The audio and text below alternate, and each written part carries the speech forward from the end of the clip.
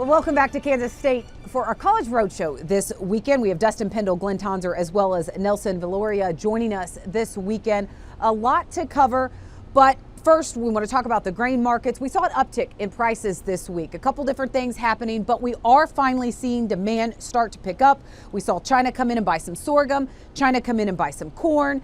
You know, when you look at the demand picture today, though, a lot of question marks about China, if they're coming to Brazil or they're going to be coming to U.S. for some of their needs.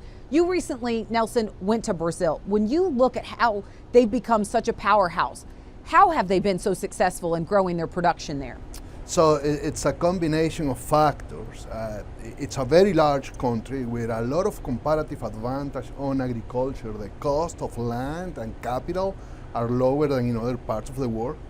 And there are also been policy decisions made, so Brazil becomes an agribusiness powerhouse.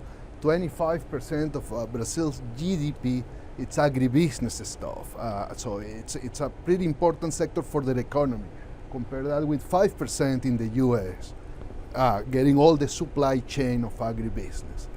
A lot of investment, an investment that goes into Brazil and from Brazil to the world. One of the biggest meat packing companies in the US, it's a Brazilian capital.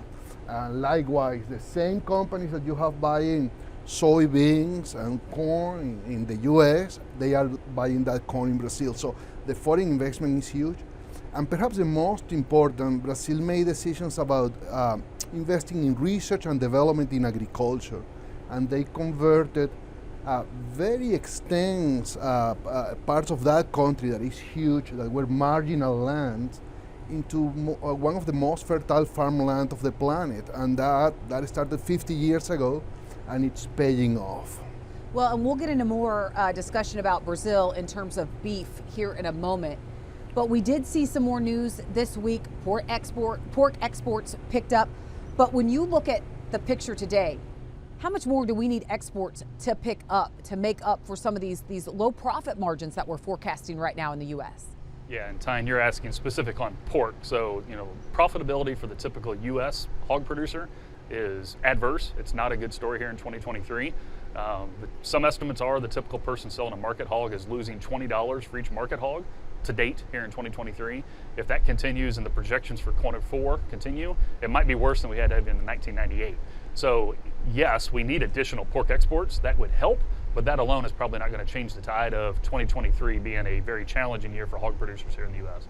Challenging year for hog producers, different story for beef producers. So when you look at feedlot returns, you look at forecasts for your cow-calf operators. Where do those set right now, Glyn? Yeah, so it's kind of the opposite story for cattle producers. So the typical cow-calf producer is estimated to maybe make over $200 here in 2023. That might approach $500 in 2024. And then feedlots are over $100 per head sold is the latest numbers. And those actually might approach $200 here in the fourth quarter. But some of that is directly related to tighter supplies. So, you know, there's a lot of discussion in the industry about herd rebuilding, the ongoing effects of the drought and so forth.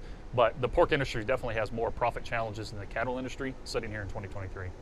Well, talking about rebuilding and expansion, when you look at Brazil, Dustin, how much have we seen Brazilian beef production grow and expand, and how have they been so successful in doing that? That's a good question, Tyne. Last month I was down in Brazil studying the cattle industry, and some of the questions I was asking related to the feedlots. You know, there's not a lot of cattle on feed like there is here in the United States, but as we think about as they, you know, become a powerhouse in the corn and soybeans, they will probably start to, start feeding out cattle down in Brazil, and thus will continue to grow their cattle markets and ultimately their production, beef production, and probably their exports as well. Is the quality of Brazilian beef as good as the quality of U.S. beef? No, we're definitely not comparing. You don't want to compare U.S. beef to Brazilian beef at this point in time. It's a lower quality beef down in Brazil. Cattle are a little older, more grass-fed, whereas here in the United States, cattle are younger when we process them, in addition to being grain-fed. Well, how long could it take to rebuild this U.S. cattle herd, and how much longer could we see these impressive cattle prices continue to just shoot higher? We're going to talk about that, but first we need to take a quick break, and then we'll have much more right here on U.S. Farm Report. Yeah!